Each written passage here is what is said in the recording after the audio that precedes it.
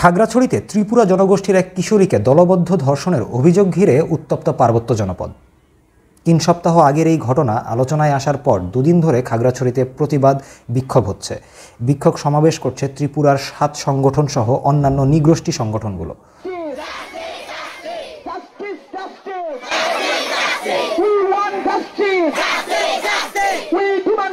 ভুক্তভোগীর বাবার করা মামলায় ৬ জনকে আসামি করা হয়। নিরাপত্তা বাহিনী বেশ তৎপরতার সাথে ৪ জনকে গ্রেফতার করে। অভিযুক্তদের ব্যাপারে কথা উঠেছে তারা বিএনপির রাজনীতির সাথে সম্পৃক্ত, যদিও স্থানীয় বিএনপি নেতারা তা অস্বীকার করছেন। তবে ঘটনার মোড় ঘুরে যায় যখন পার্বত্য চট্টগ্রাম সম অধিকার আন্দোলন নামে একটি সংগঠন দাবি করে এটি একটি পরিকল্পিত মিথ্যাচার। সংগঠনের সভাপতি মোশাররফ হোসেন সংবাদ সম্মেলনে বলেন, ত্রিপুরা কিশোরীর সঙ্গে মুসলিম এক কিশোরের প্রেমের সম্পর্ক ছিল। সম্পর্ক ভাঙন ধরার পর মানসিক চাপে পড়ে সে আত্মহত্যার চেষ্টা করে। এই ঘটনাকেই পরিকল্পিতভাবে গণধর্ষণ হিসেবে প্রচার করা হয়, যাতে সাম্প্রদায়িক উত্তেজনা তৈরি হয়।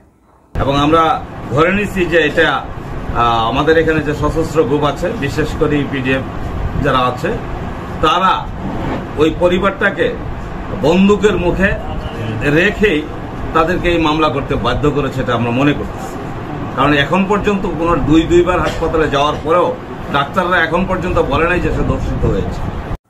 তাদের দাবি এটি পার্বত্য চট্টগ্রামে সম্প্রদায়গুলোর মাঝে বিদ্বেষ ছড়ানোর গভীর ষড়যন্ত্র। বক্তব্যে আরও উঠে আসে মানিকছড়ির মাদ্রাসা ছাত্র সোহেল হত্যাকাণ্ডর প্রসঙ্গ, যার দ্রুত বিচার ও দৃষ্টান্তমূলক শাস্তি দাবি করছে সংগঠনটি। মানিকছড়ির সুদূরখিলে মোহাম্মদ সোহেল নামে একটা মাদ্রাসা ছাত্রকে অপহরণ করা হয়। ওই দিনই তার লাশটা পাওয়া যায়। তা আমরা সেই লাশ দেখতে যাই এবং ঘটনাস্থলে যাই, দেখা যায় যে একটা বিভৎস লাশ। আমরা মনে করতেছি যে সেই হত্যাকে ধামাচাপা দেওয়ার জন্যই এই ধরনের একটা নাটক মঞ্চস্থ করা হয়েছে। এই ঘটনার প্রকৃত সত্য এখনও প্রশ্নের মুখে।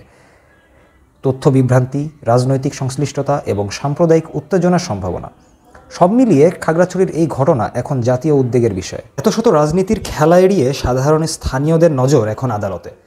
তাদের প্রত্যাশা বর্তমান অন্তর্বর্তীকালীন সরকারের সময় প্রভাবমুক্ত আদালত ন্যায় বিচার নিশ্চিত করবে।